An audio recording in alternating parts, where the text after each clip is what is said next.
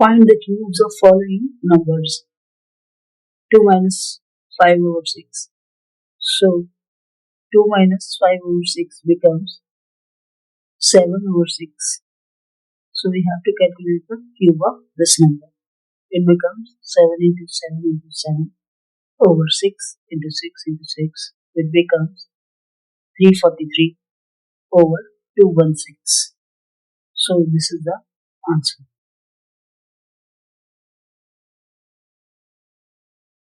Second number is 2 into 1 over 6, which becomes 13 over 6.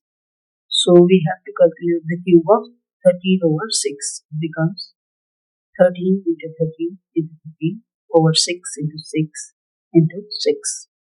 So final answer is 2197 over 216.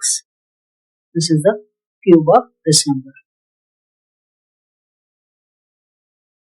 Now we have to calculate the cube of 1.1. So we'll convert it into 11 over 10. So the cube of 11 over 10 will be 11 into 11 into 11 over 10 into 10 into 10. So the final answer is 1331 over 1000. This is the answer. This is the cube of this number.